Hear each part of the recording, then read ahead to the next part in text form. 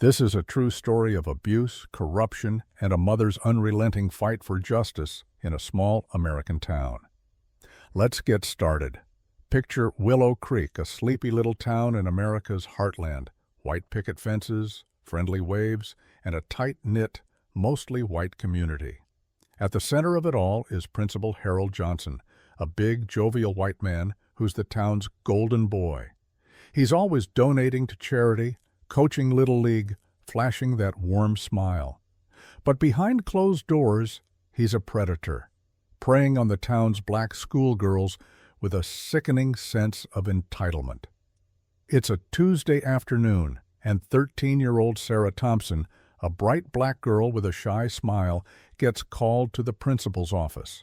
Her dad, a white man who died in a factory explosion tied to the town's biggest employer, left her and her mom, Lisa, behind 5 years ago.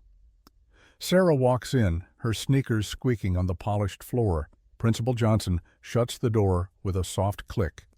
"Sarah, you're such a good student," he says, his voice dripping with fake kindness. He pats his knee. "Come sit here." Her stomach twists, but she's too scared to say no. He pulls her onto his lap, his thick hands gripping her shoulders, then sliding down her chest. He shifts, rubbing his thighs against her, muttering, "Our little secret, huh? Tell anyone.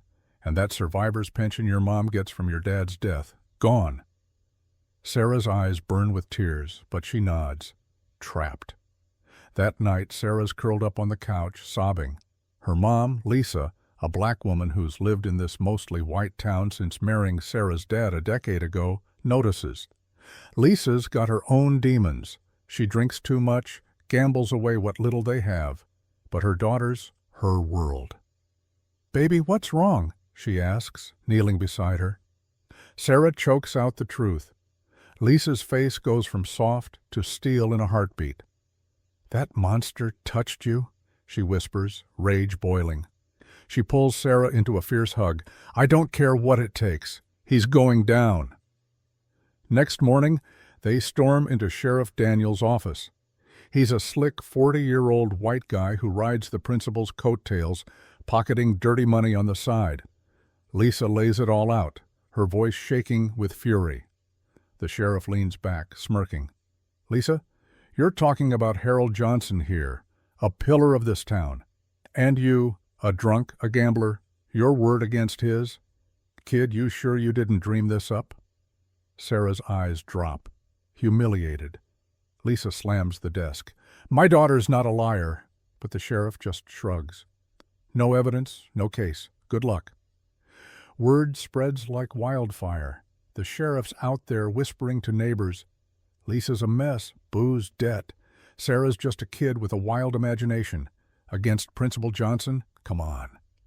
The town splits. Some feel for Sarah, but most cling to the principal's saintly image. Lisa realizes they're not just fighting one man. They're up against a whole corrupt system. Broke and desperate, Lisa's about to give up when a scruffy white guy in a threadbare coat stops her outside the diner. "Name's Tom Harding," he says. "I heard what's happening. I'm a lawyer, used to be anyway." He pulls out a crumpled photo of a smiling boy. "My son died after a school ignored safety codes. I sued, lost to their deep pockets, and it ruined me. Been hiding out here a year. Let me help you." Lisa's skeptical. Could be a trick from the principal's side, but his pain feels real. She nods. "All right, but we've got nothing to pay you." Tom smiles faintly. This one's not about money. Tom files a civil suit against the principal for assault and emotional distress, standard under U.S. law when criminal charges stall. But the deck's stacked. Judge Wilkins, another white man who owes his robe to the principal's influence, presides. The principal's hired Grayson, a shark of a lawyer who tears into Lisa's past and Sarah's credibility like it's sport. In court, Grayson sneers at Sarah. "You expect us to believe this over a man who's built this community?" Sarah's voice shakes but holds. "It happened." Things get worse. Tom digs up rumors. Other black girls abused by the principal, silenced with cash or threats to their futures. One girl, Mia almost testifies, but a note slips into her locker. Speak, and your college dreams die. She backs off, terrified.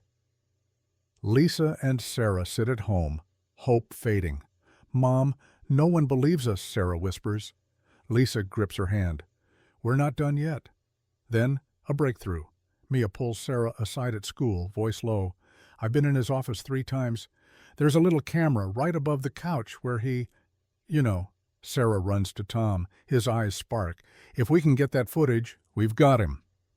But the principal's house is a fortress, and the sheriff's his guard dog. Tom's got an ace, though.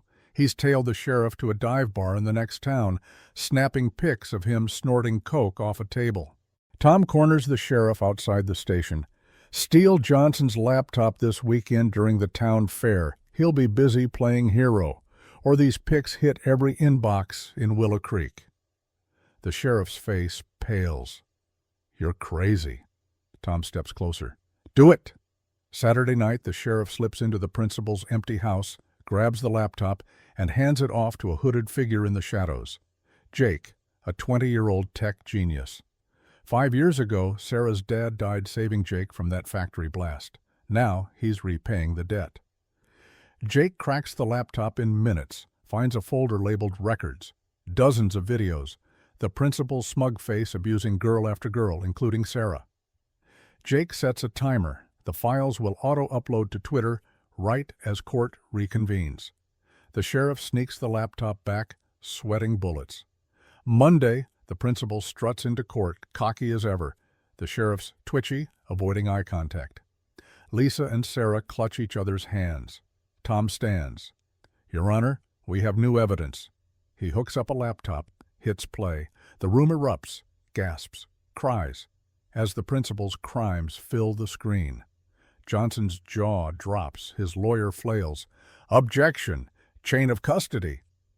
But Judge Wilkins, cornered by the raw truth, can't look away. Overruled, he croaks. The videos hit Twitter simultaneously. The town's phones buzz with the horror. The principal's arrested on the spot. Charges pile up. Assault, child endangerment, evidence tampering. The sheriff's next. His drug pics leak, and his dirty deals unravel. Judge Wilkins has no choice. He awards Lisa and Sarah a massive settlement under U.S. tort law for pain and suffering. They pack up, leave Willow Creek behind, starting fresh in a new city, a new school. So there you have it, a small-town nightmare turned into a fight for justice that exposed the ugliest truths. Sarah and Lisa won, but at what cost? The scars don't fade easy. And what about those other girls, silenced by fear? This case makes you wonder, where's the line between justice and revenge? Could you stand up against a whole town like Lisa did? Drop your thoughts in the comments. What shocked you most about this story? Hit that like button if it got your blood pumping, and subscribe for more tales that dig deep into the human soul. See you next time.